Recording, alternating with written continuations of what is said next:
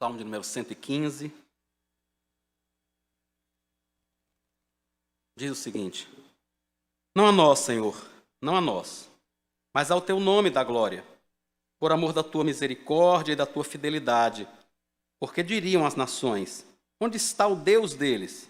O nosso Deus está no céu e faz tudo como lhe agrada. Os ídolos das nações são prata e ouro, obra de mãos humanas. Têm boca e não falam, têm olhos e não veem, têm ouvidos e não ouvem, têm nariz e não cheiram, têm mãos e não apalpam, têm pés e não andam. Som nenhum lhes sai da garganta. Tornem-se semelhantes a eles os que os fazem e todos os que neles confiam. Ó Israel, confie no Senhor. Ele é o seu amparo e o seu escudo. Casa de Arão, confie no Senhor.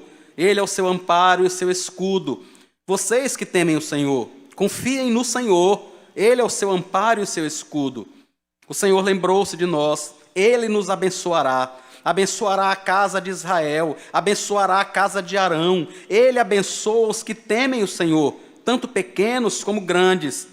O Senhor os abençoe mais e mais, a vocês e a seus filhos. Que vocês sejam abençoados pelo Senhor, que fez os céus e a terra. Os céus são os céus do Senhor, mas a terra Ele deu aos filhos dos homens. Os mortos não louvam o Senhor, nem os que descem à região do silêncio podem fazer isso. Nós, porém, bendiremos o Senhor, desde agora e para sempre. Aleluia!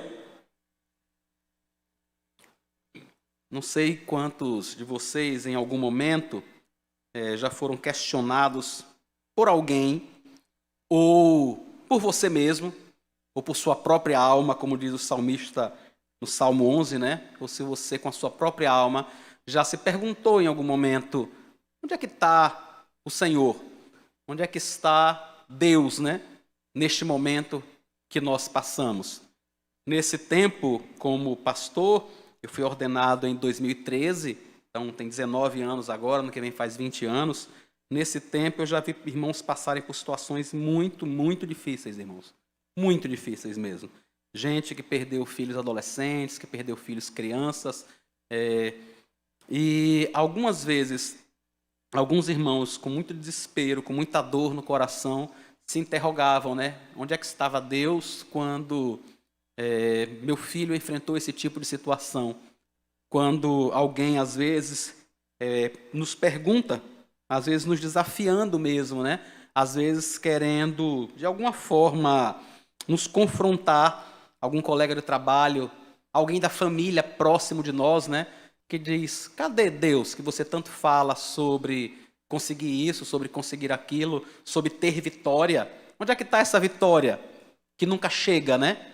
Como é que é? Como é que fica agora diante disso? Por que as pessoas fazem esse tipo de pergunta, irmãos? Porque as nações, os povos, as pessoas têm deuses que são criados à sua própria imagem e semelhança.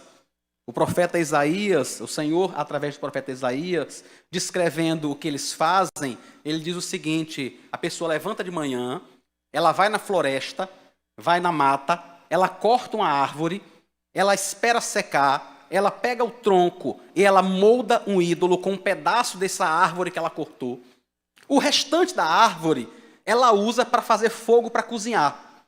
Um pedaço ela faz um ídolo e se prostra diante dele e o adora. O restante da árvore, ele usa para fazer fogo para cozinhar.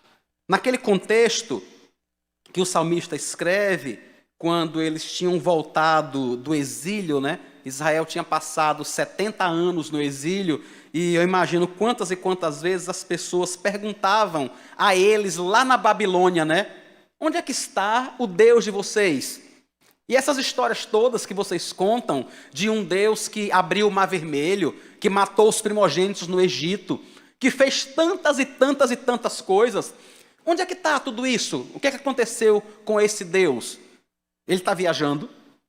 Ele simplesmente deu um tempo, resolveu sair de férias? Quanto eles foram questionados? Não sei, irmãos, se eles tiveram coragem de dizer que eles estavam no exílio, não porque Deus virou as costas para eles, mas porque antes de qualquer coisa, eles viraram as costas a Deus. Antes de qualquer coisa, eles se viraram contra o Senhor, eles abandonaram o Senhor, eles abandonaram aquele que é o seu escudo, aquele que é o seu amparo, aquele que pode lhe proteger, em busca de algo palpável, em busca de algo que pudesse, naquele momento, satisfazer o seu tato, os seus sentidos, né? Nós somos pessoas assim mesmo. Algumas vezes nós vacilamos, né? A gente vê Gideão, depois de Deus falar com ele 1 milhão de vezes, Gideão ainda diz assim: Senhor, mas vamos fazer o seguinte, deixa eu botar uma lã, né? Um novelo de lã ali fora, para ver se molha só ele, depois não, para ver se molha só o terreno. Nós somos assim. Mas essas pessoas que não conhecem a Deus, elas criavam seus próprios ídolos. E aqueles ídolos, irmãos, eram aquele metal, aquele bronze, aquela madeira. Eles não entendiam que exatamente apenas aquilo era o ídolo. Mas havia uma representação. Aquilo representava um determinado espírito, representava alguma coisa que teria poder, que seria esse Deus que iria defendê-los, que iria atuar, né, na vida deles. Quando eles veem Israel passar por todas essas coisas, então, algumas vezes eles perguntavam, como as pessoas às vezes perguntam a gente, né? Depois de estudar o ano todo, depois de não ir para a praia com seus amigos, depois de não fazer isso, depois de não fazer aquilo, depois de fazer tudo certinho, depois de você fazer tudo certinho na sua empresa, você paga imposto, você não sonega, você não rouba ninguém, você paga os seus funcionários, depois de fazer tudo, sua empresa fecha. E aí, um pecador, um incircunciso filisteu, que vive negando a Deus, né? Que vive sonegando, que vive sem pagar os direitos dos seus empregados, sua empresa está aberta ainda. E aí ele chega para você e diz: e aí? Me diga aí agora, de que adianta toda essa fidelidade? De que adianta você ser fiel a Deus, você ser um cumpridor dos seus deveres, ser um bom cidadão, e agora a sua empresa está fechada? A minha está aberta. A minha está aberta. Quem é que está sendo abençoado aí? É verdade que essas pessoas, irmãos, pensam em bênçãos apenas como coisas materiais, né? Elas são pessoas materialistas de verdade. Na cabeça delas, o que importa e o que interessa é aquilo que é palpável, é aquilo que eu posso tocar, é aquilo que eu posso usufruir. O salmista canta a Deus, né? E diz: Senhor, não a nós, não faça nada para que as pessoas de algum modo nos glorifiquem, mas dê glória ao teu nome. Dê glória ao teu nome. E ele diz: faça isso por amor da tua misericórdia e da tua fidelidade. Nós precisamos, irmãos, muito disso. Pedir a Deus que glorifique o nome dele e não o nosso. Porque nós queremos muito isso, todos nós.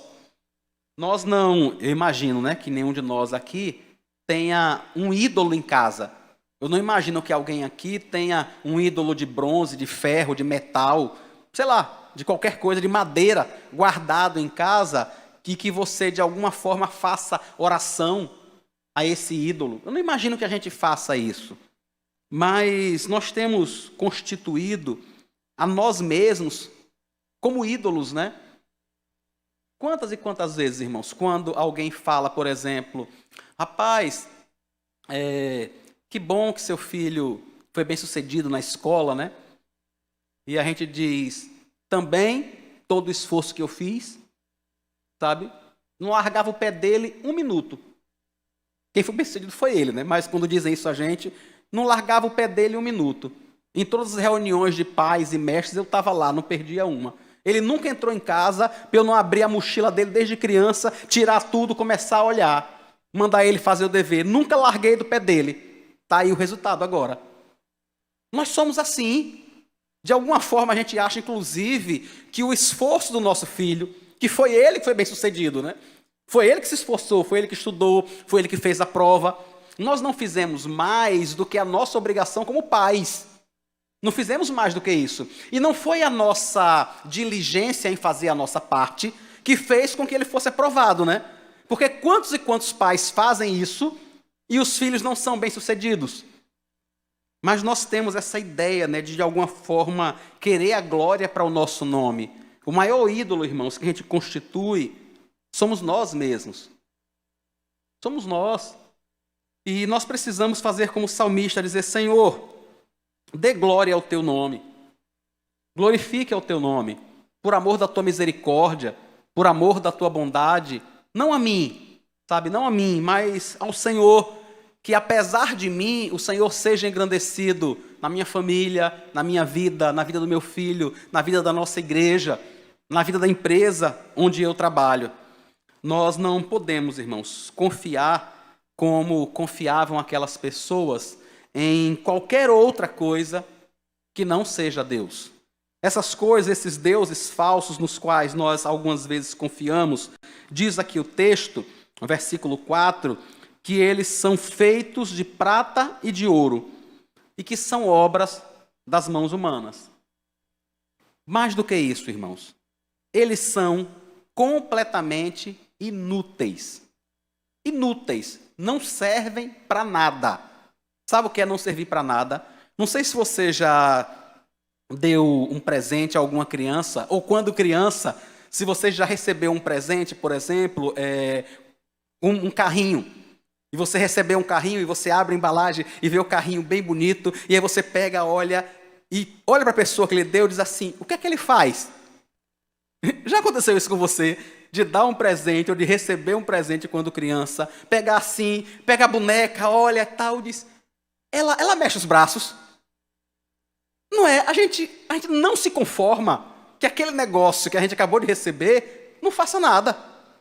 Simplesmente não faça nada. Não, ele não faz não. Esse carrinho, não, ele não anda. Se eu friccionar ele assim no chão, ele não sai andando sozinho. Não sai. A boneca não mexe os braços, não mexe os olhos. Não faz nada. É assim que são esses ídolos. Né? Quantas vezes a gente recebendo esse tipo de presente, a gente olhava e dizia assim: ah, tá, obrigado. E ficava pensando: para que serve esse negócio? Não é? Para que serve esse negócio aqui? Não faz nada. É isso que o salmista está dizendo sobre esses ídolos. É um boneco, irmãos, que tem boca, mas não fala, tem olho, mas não vê, tem ouvido, mas não ouve, tem nariz e não cheira, mão e não apalpa, pé, mas não anda, uma garganta, mas não emite nenhum tipo de som. Não serve para nada. Simplesmente é completamente inútil, não serve para nada. E a gente, algumas vezes, né, nós protestantes, nos orgulhamos de não termos tais ídolos, né?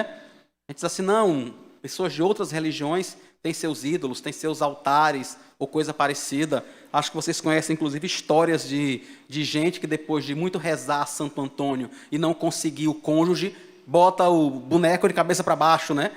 Para ver se aí ele se mexe, ver se ele faz alguma coisa.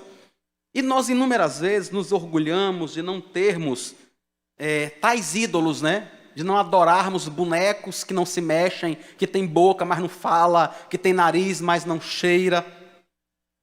Mas na sociedade que nós vivemos, irmãos, e principalmente na condição financeira da maioria de nós, na condição intelectual da maioria de nós somos muito tendentes a confiar nos nossos próprios recursos. Nós somos extremamente tendentes, irmãos, a confiar na ciência quase que de forma idólatra. Durante essa pandemia nós vimos isso, né? A gente via um grupo de pessoas impermeáveis ao conhecimento que não queriam saber da vacina. Não, isso não serve para nada. Não serve para nada. E um outro grupo de pessoas que acendiam velas no altar da ciência. A vacina é o nosso grande salvador. O nosso salvador é essa vacina. Tudo que nós precisamos é essa vacina. A única coisa que nós estamos aguardando ansiosamente é receber aquela dose de salvação no nosso braço. Quantos de nós não colocamos nossa esperança naquele período na ciência? Quantos de nós ainda não continuamos a fazer isso com diversos outros aspectos da nossa vida? A gente coloca a nossa confiança na nossa boa educação.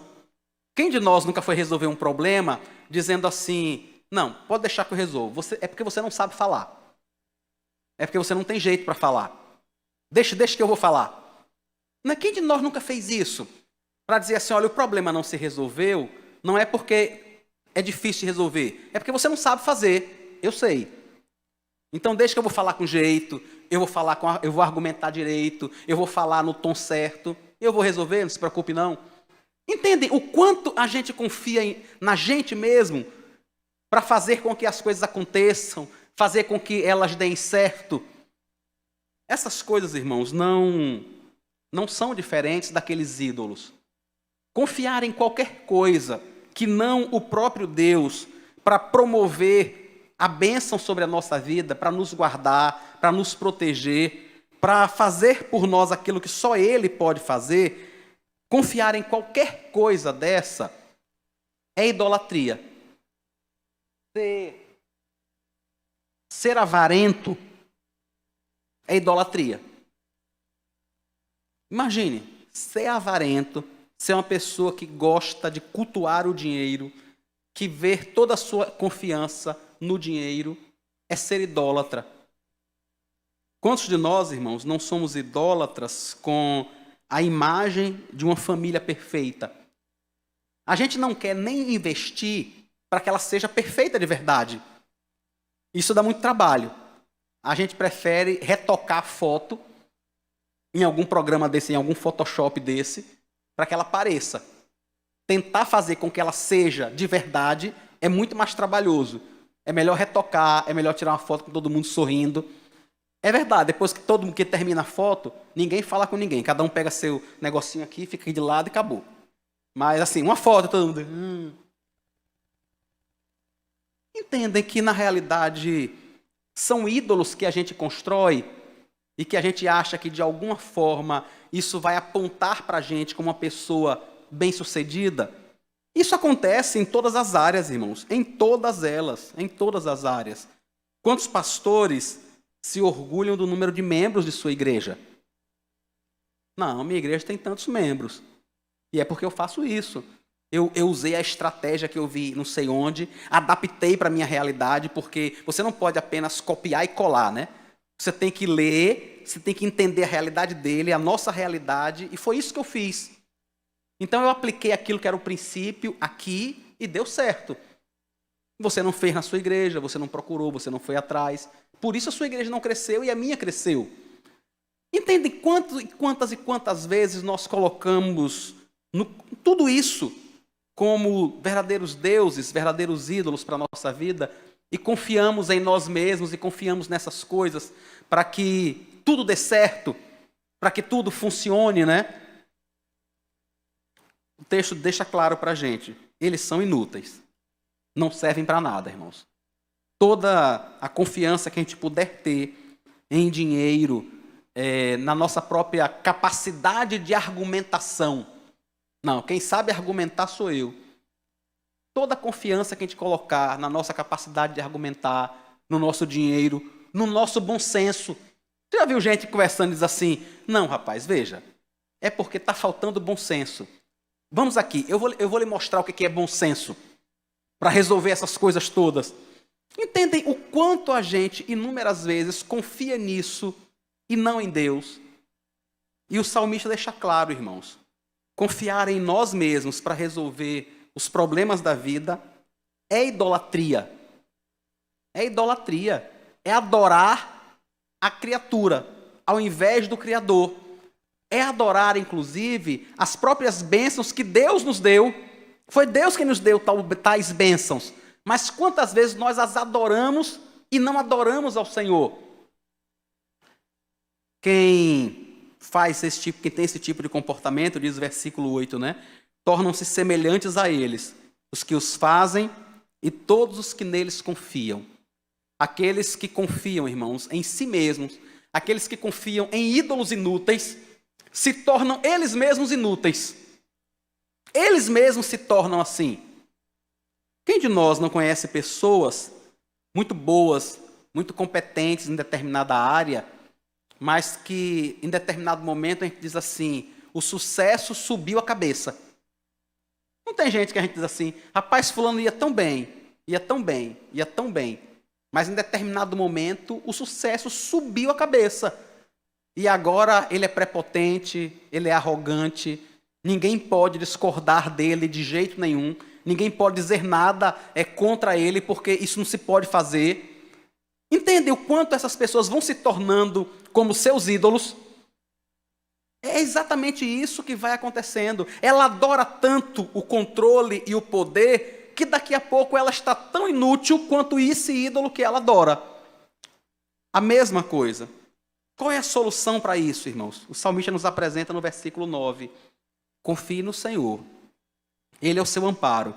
Ele é o seu escudo. Ele diz isso sobre a casa de Israel.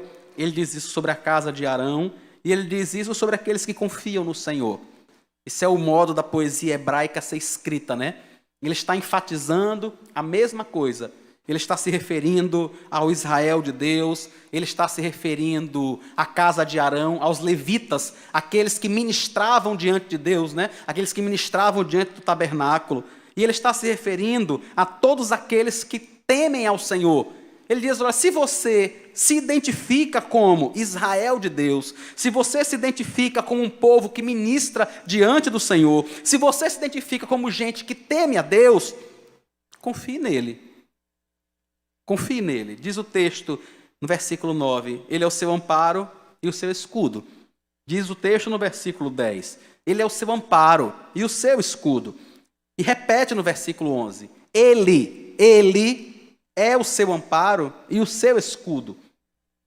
O nosso amparo, irmãos, e o nosso escudo não são os nossos recursos.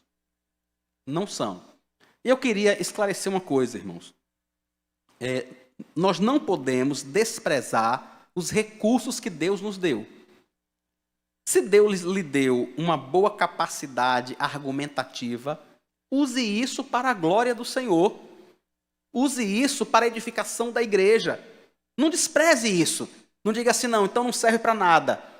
Sabe, se Deus lhe deu força física, se Deus lhe deu capacidade de ser um excelente administrador, ou qualquer outra habilidade, qualquer outra capacidade que Deus lhe deu, se Deus lhe deu a capacidade de ser um excelente conciliador, use isso mesmo, use. Isso é bênção de Deus, são recursos que o Senhor nos dá para que nós possamos abençoar uns aos outros, irmãos. Paulo fala isso quando escreve aos Efésios, no capítulo 4. Ele falando sobre os dons e o corpo de Cristo, né? Ele diz, façam isso para a edificação uns dos outros, até que nós estejamos maduros. Então o problema não é usar os recursos que Deus nos deu. O problema é colocar a confiança em tais recursos e não em Deus. É aí que está o problema. O texto nos chama. É Ele que é o seu amparo. É Ele que é o seu escudo. Não é a força física que Ele lhe deu. Não é a saúde que Ele lhe deu. Não é o dinheiro que Ele lhe deu. Não é a inteligência que Ele lhe deu. Não é nenhum tipo de capacidade que eu e você tenhamos recebido. O nosso amparo e o nosso escudo é o Senhor. E graças a Deus por isso, irmãos. Graças a Deus. Porque quantas vezes os nossos recursos se esgotam? Quantas e quantas vezes a gente para diante de um determinado problema e diz assim, eu não tenho mais como falar isso com meu filho. Não sei mais o que fazer. Quantas vezes eu já falei? Quantas vezes eu já falei com ele? Quantas vezes eu já falei com ela? Quantas vezes eu já argumentei com tal pessoa sobre... Quantas vezes? E não mudou nada. Os nossos recursos, irmãos, se esgotam. Os do Senhor não. Nunca, de jeito nenhum. Os recursos deles são inesgotáveis. Quando Marta e Maria, né, dizem ao Senhor, ele cheira mal, tem 4 dias que ele está morto. Se o Senhor tivesse chegado antes, ele estava vivo. Mas o Senhor só chegou agora, tem 4 dias, ele tá morto, ele já cheira mal. E ela acreditava, né, que Jesus poderia curá-lo, mas daí ressuscitá-lo. Só que os recursos do Senhor são ilimitados, irmãos. São ilimitados. O Senhor Jesus entende a dor no coração de Marta, a dor no coração de Maria. E para mim, João 11:35 é muitas vezes citado como o menor versículo da Bíblia, né? Mas, irmãos, é um dos mais consoladores que existe. O próprio Senhor Jesus, que em seguida iria ressuscitar Lázaro, chora com aquelas irmãs. Ele sente a dor delas, a dor é real. E ele iria ressuscitar aquele homem em seguida. Mas ele se compadece, ele sente a dor deles, chora com elas. Se elas confiassem apenas em seus recursos, talvez Lázaro estivesse morto, irmão. Mas não naquele que é o nosso amparo e o nosso escudo. Quando a gente é convidado a não confiar em nós, mas confiarmos no Senhor, é porque isso é o melhor, os recursos deles são inesgotáveis. No momento em que a gente não tem mais o que argumentar com o nosso marido, com a nossa esposa, com o nosso filho, com o irmão da igreja, quando a gente não tem mais o que argumentar, não tem mais o que dizer para tentar resolver a questão, nós podemos falar com Deus. E Deus pode, irmão, simplesmente dizer apenas uma só palavra. Lembra do que aquele servo diz a Jesus?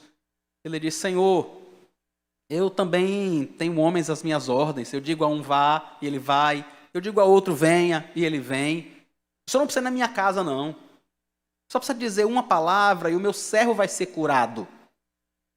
Entende? Quando toda a nossa capacidade de argumentação, de bom senso, de tentar chamar a pessoa à realidade já não existe, o Senhor permanece. E ele só precisa dizer uma palavra. E acabou. Não precisa de mais nada. Ele não precisa estar se desgastando. Ele só precisa dizer uma palavra. Os recursos do Senhor, irmãos, são inesgotáveis. Além de inesgotáveis, veja o que diz o versículo 12. O Senhor lembrou-se de nós, Ele nos abençoará, abençoará a casa de Israel, abençoará a casa de Arão, Ele abençoa os que temem o Senhor, tanto os pequenos como os grandes. Os recursos dele são inesgotáveis e estão à disposição do seu povo. Não são apenas inesgotáveis, irmãos. Eles estão à disposição de todo o seu povo. Diz o versículo 13, tanto pequenos como grandes. Uma das coisas,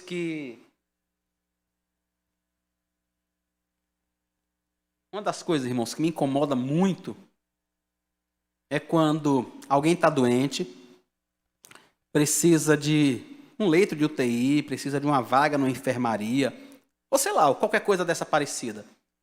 E essa pessoa tem ao seu dispor determinados recursos. Ela conhece o gerente do hospital, ela conhece o diretor de não sei onde, ela conhece alguém que tem poder para fazer a pessoa que é parente dela sair da 30ª colocação na fila e saltar para a primeira. Ou seja, aquela pessoa tem recursos que estão à disposição apenas dos interesses dela. E ao fazer isso, ao procurar alguém que possa tirar ela da fila, lá da UTI, e colocar na frente, ela nunca imagina todos os outros que ficaram, né? Isso não passa na cabeça dela. A única coisa que ela pensa é: eu tenho recursos, eu conheço fulano, eu conheço cicrano.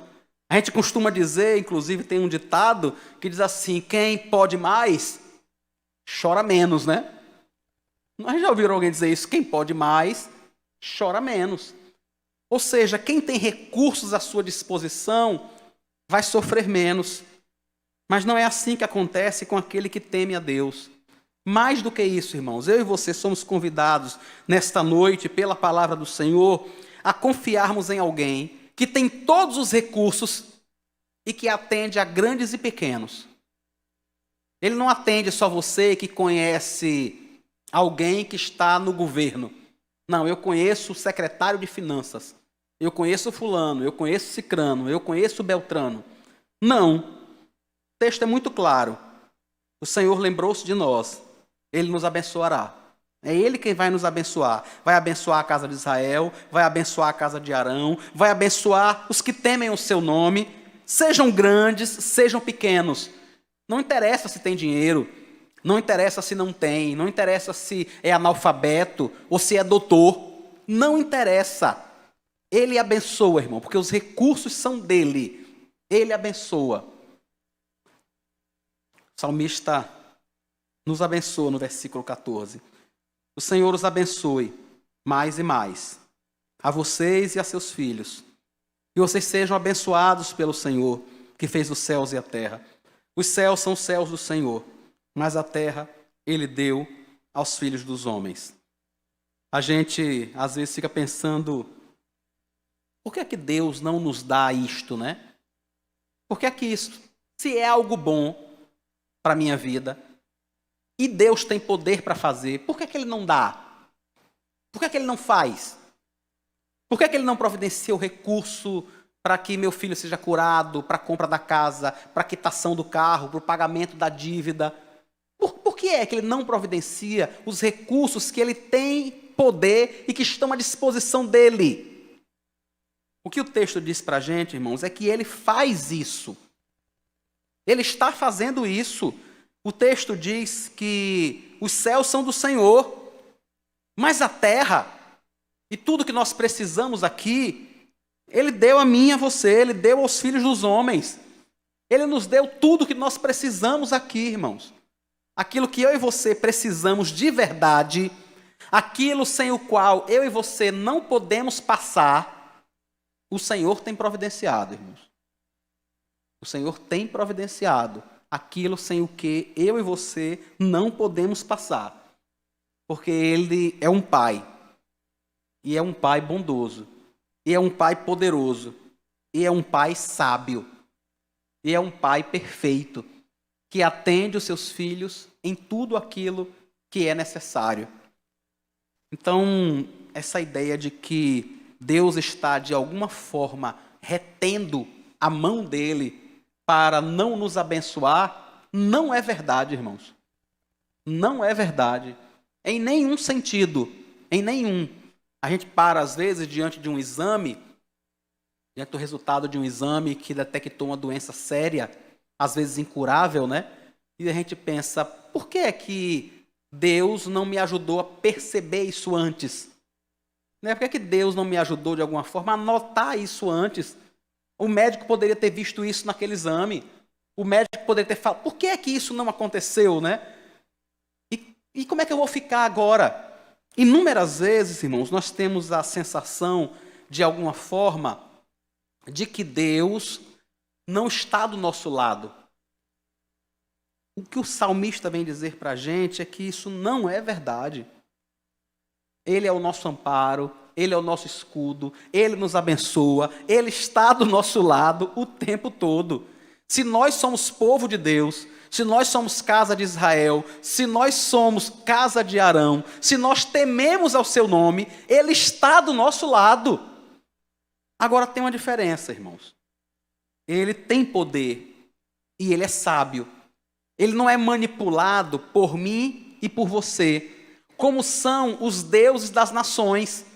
As pessoas fazem simpatia, por exemplo, fazem algum tipo de mandinga ou sei lá mais o quê, para conseguirem o que querem, né?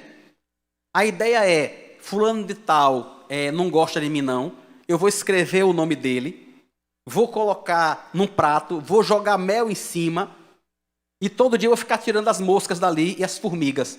E aí ele vai se apaixonar por mim. De alguma forma as pessoas acham que podem fazer alguma coisa para obrigar o sobrenatural, para obrigar Deus, ou seja lá o que for, a fazer o que Ele quer. Acontece que há apenas um Deus, irmãos. E Ele não é pressionado por ninguém. Por ninguém. Ele não é pressionado por nada. Porque Ele é perfeito. No versículo 3, o salmista termina dizendo isso para a gente, né? O nosso Deus está no céu e faz tudo o que lhe agrada. Tudo o que é preciso ser feito, tudo que o agrada, Ele faz. Não é o que agrada a mim, não é o que agrada a você. Porque nós não somos deuses.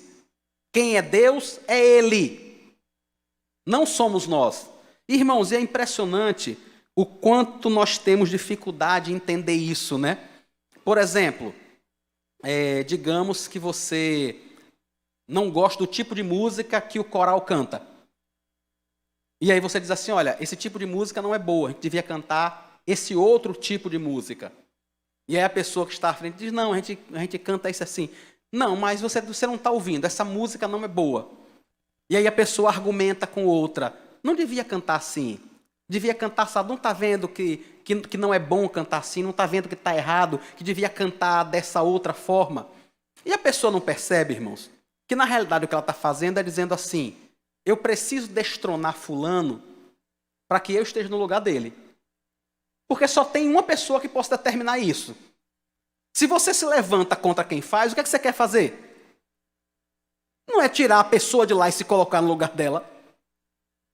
E aí, como nós fazemos isso inúmeras vezes, a gente tem a impressão de que pode fazer isso com Deus. De que pode, de alguma forma, pressionar o Senhor e dizer, não, Senhor, o Senhor não pode me deixar doente, o Senhor não pode levar meu filho, o Senhor não pode permitir que eu não passe nesse concurso. Isso não existe, irmãos. Quem é Deus é Ele. Não somos eu e você que dizemos a Ele a hora de passar num concurso. A gente pede, a gente se ajoelha diante do Senhor e diz, Pai, por Tua misericórdia, por Tua bondade, eu sei que o Senhor pode abençoar o meu estudo, eu sei que o Senhor pode me ajudar a passar no concurso, mas a gente pede como um servo. Há apenas um Deus, irmãos, e não somos nós. Não somos nós. Como pastor em igreja há muito tempo já vi isso 1 milhão de vezes, né? De pessoas que estão sempre dizendo que as coisas estão erradas e que o certo é o modo dela fazer. E a pessoa falando e olhando, eu digo, Jesus, será que ela não percebe que na hora que ela estiver lá, alguém vai dizer que está errado e que se for dar corda a isso, não vai acabar nunca, ninguém nunca vai ficar resolvendo, porque vai ter sempre alguém falando que está errado e tirando e botando o outro, tirando e botando o outro.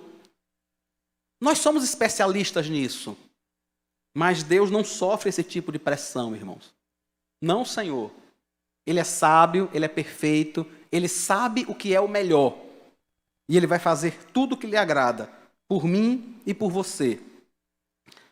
A pergunta que eu e você precisamos responder, então, está no versículo 2. Onde é que está o seu Deus? Onde é que está o seu Deus? O que é que você realmente adora? O que é que você realmente quer? Você quer a vontade do Senhor ou a sua vontade? E se a vontade do Senhor colidir com a sua? E se a vontade dele for completamente contrária à sua? Se a sua vontade for ficar, mas a dele é que você saia. Se a sua vontade é sair, mas a dele é que você fique. Quem é que você vai adorar? A sua vontade ou a vontade dele? Diante de quem você vai se curvar? Diante da vontade dele, que é soberano, ou diante da sua vontade, que parece que quer de qualquer jeito destronar o Senhor, para dizer como é que as coisas têm que ser feitas? Há um Deus no céu, irmãos, que tem nos abençoado dia após dia. A maior prova disso é o que o Senhor Jesus passou na cruz. Foi o próprio Senhor Jesus quem disse. Ele disse, olha, se vocês são maus e sabem dar boas coisas aos vossos filhos, quanto mais o vosso Pai do céu dará o Espírito Santo àqueles que lhe pedirem. Se Deus, irmãos, não negou o seu próprio Filho, antes por todos nós o entregou, como não nos daria, diz o apóstolo Paulo, né? Como não nos daria juntamente com ele todas as coisas? Entendem que isso é uma mentira do diabo, dizer que ele não nos tem abençoado, que ele não nos tem dado aquilo que é necessário, aquilo que é preciso para a nossa vida. Irmãos, quem de nós teria disposição de oferecer o seu filho, como Deus fez com o filho dele? Quem de nós faria um negócio desse?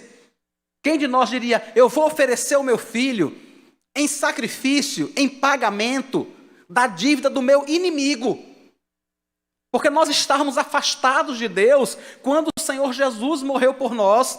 Nós éramos, por natureza, filhos da ira de Deus. Ele entrega o seu próprio filho por nós. Como é que hoje, eu e você, poderíamos ter coragem de dizer, Por que o Senhor não me dá isso? Por que o Senhor não me dá aquilo? Por que o Senhor continua a me negar isso que eu lhe peço tanto? Eu não estou dizendo, irmãos, que você não apresente diante de Deus sua oração, sua súplica. A Bíblia manda fazer isso. Apresente todas as suas petições diante de Deus. Mas lembre, são petições, não são ordens. Não são ordens. É apresentar nossa vontade ao Senhor e submeter a dele. É fazer aquilo que o Senhor Jesus fez no Getsêmani. Pai, se for possível, passe de mim este cálice. Contudo, que seja feita a tua vontade. É isso que nós precisamos fazer. Não é fácil, eu sei que não é, irmãos. Eu também tenho vontades. E inúmeras vezes essas vontades não acontecem. Inúmeras vezes elas não acontecem. E em todas essas vezes eu preciso estar dizendo a mim mesmo que há um Deus no céu e que realizou a vontade dele. Talvez não tenha sido a minha, não foi a minha que aconteceu. Inúmeras vezes, com certeza, não foi. Mas há um Deus no céu, irmãos, que é todo poderoso. Foi isso que Daniel diz, né? Daniel 2:28 é um versículo belíssimo, né? Há um Deus no céu. Há um rei nos céus. E esse não é Nabucodonosor. É o Senhor Todo-Poderoso. É aquele que vai estabelecer o seu reino para todos sempre e sempre. E nós, irmãos, estaremos lá com ele. Depois de nos dar tudo o que é necessário para a nossa vida nesse mundo, por fim, nós estaremos com o Senhor para sempre. Para todos, sempre e sempre. É por isso que nós somos convidados a adorá-lo e adorar somente a ele. Não a nenhuma outra coisa. Não aos nossos filhos, aos nossos bens, às nossas capacidades, as coisas que nós recebemos, a nossa família, a nossa igreja, o nosso carro, o nosso dinheiro, ou seja lá o que for. Somos convidados a adorar apenas ao Senhor. Ele é o único, irmãos, digno de ser adorado. Vamos orar ao Senhor? Senhor Jesus, nós queremos te pedir perdão pelas vezes que nós achamos que podíamos encostar o Senhor na parede e dizer ao Senhor como as coisas deveriam acontecer. Perdoa, Deus, a nossa petulância. Nos perdoa, Pai, no nome de Jesus, o nosso pecado. Ajuda-nos a nos curvarmos diante do Senhor. Ajuda-nos a entendermos que os homens podem adorar o que quiserem. Eles podem adorar o prazer, o dinheiro ou a si mesmos. Podem adorar o poder, mas nós só adoramos ao Senhor, a um Deus que está no céu e que faz tudo como lhe agrada, para o louvor do seu nome e para a sua glória, Pai. Ajuda-nos a entender isso e a nos alegrarmos em tua vontade, Pai. Nós te oramos agradecidos no nome de Jesus. Amém.